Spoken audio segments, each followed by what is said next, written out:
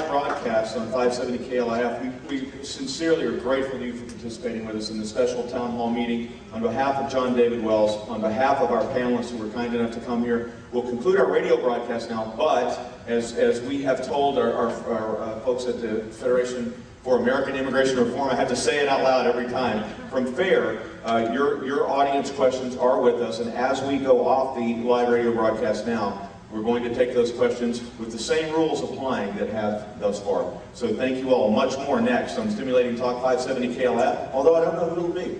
Thanks. They're running off. They're chickening out.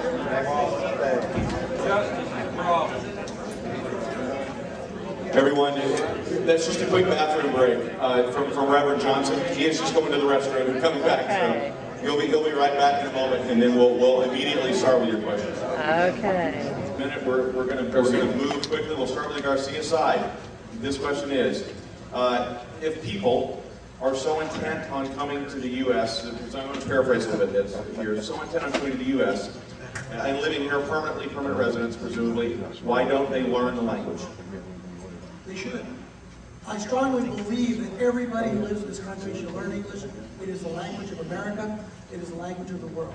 And not only that, I believe they ought to be trilingual. I think they ought to learn English, Spanish, and computer, because I have a hard time learning the internet stuff. And my son has to program everything for me. But I think that enriches us. There's an old joke in Europe, by the way, when I was in France. They said, what do you call somebody who knows 3 languages? Trilingual. What do you call somebody who knows 2 languages? They're bilingual. What do you call somebody who only knows 1 language? They call them an American. That's not funny. Right. I know three. I know 3. But let me just finish, the joke being aside. I believe that is Mr. Hare still here? I don't know. When his ancestors came here in Boston, New York, Chicago, there were new immigrant centers, new American centers that taught all immigrants, Italians, Poles, how to learn English. I think that's what we need to do. We need to assimilate those who are in this country, teach them the English as a language, and American civics. By the way, we do have a player to be named later, as Mr. Flores had a press to another event. Mr. Villarreal is with us now. Luke is here, so that's what you saw happen right here. Villarreal. Villarreal. Okay, John David. I'm sorry, check that. We've got an answer here. Yeah. Yes.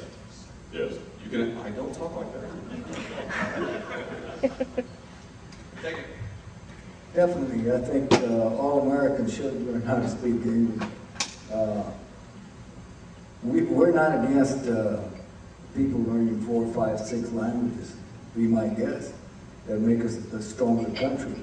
But when you're doing business in this country, English is the primary language, and that's what it should be.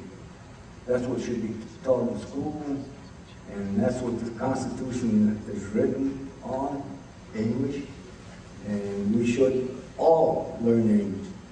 Thank you. Our next question is, do you believe in open borders? The cover. Do you believe in open borders?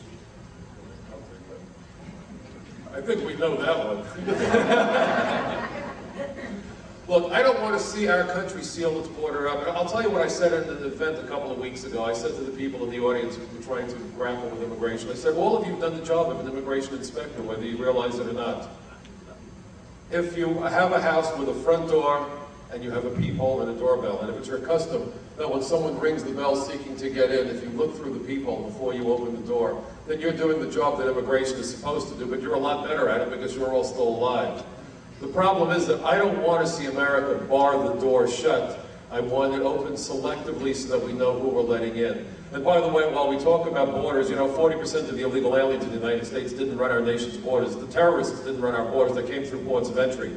We still have a visa waiver program for 27 countries. We have to take off our shoes because Richard Reed was the shoe bomber. Meanwhile, he was a British national, and British nationals can still enter the United States without visas. Folks, you've got to get a hold of Washington after we address the issue here in Farmers Branch. And if you don't do this, we will have no one to blame but ourselves. Next question. This goes back to... Boy, I'm sorry, they get a rebuttal. I'm sorry, Michael. Can you hear me? Please go ahead. Yes. My opponents constantly make a mistake of assuming that we are for keeping immigration illegal, or we support that, or we support an open border, or we support not securing our border, or we support not enforcing our own. These are signs that you hold, and signs that I would hold. There's no question that we need security, but the question is ignored, or the element that is at issue is ignored. What do we do with the people that are here? We can't just send back, we cannot send back 20 million people, as many as 20 million. You're asking us to get 250,000 Greyhound buses lined up from San Diego to Miami, Florida, and ship them all back. That's really smart. Does that sound smart? Yes. Okay, how do you do something like that? Or we could look, the issue is this. Quit assuming that we are against some of the things that our country stands for when we hold dear, like holding our laws. Well, we need to do it with a smart, intellectual approach.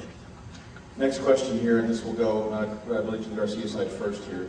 And again, it's something of a paraphrase here, but it goes back to the question that earlier was addressed related to what Reverend Johnson said about the requirement of documents. I believe that was one of his responses, as we were looking at what should be required when someone's renting, a landlord is renting to a person. With that background, would it be considered reverse discrimination to ask people outside of Farmers Branch for background documents, a driver's license or Social Security, for example, as they do in Louisville, and not require the same of apartment or home renters inside of Farmers Branch?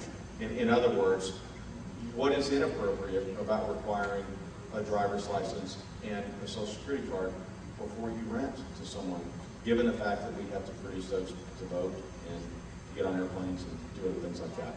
So I'm trying to work my way through that. I don't know which one of you wants to take it, but it was either. I didn't respond to that. That was my response, but I'll respond to it here again. There are two kinds of rights.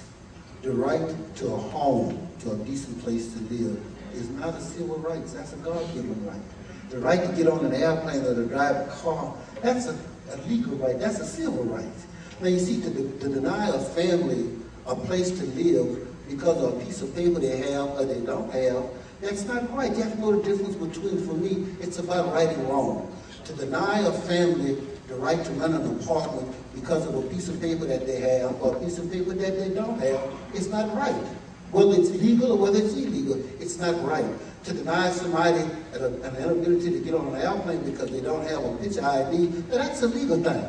That we ought to enforce. To deny somebody you can't drive unless you have a driver's license. I think Paris Hilton is a good example. You don't have a driver's license, you don't be able to drive a car. That's a legal thing. But when it comes down to the right for a place to live, you see, we have a society right now, the richest society in the world, with a homeless problem. Homelessness is not right.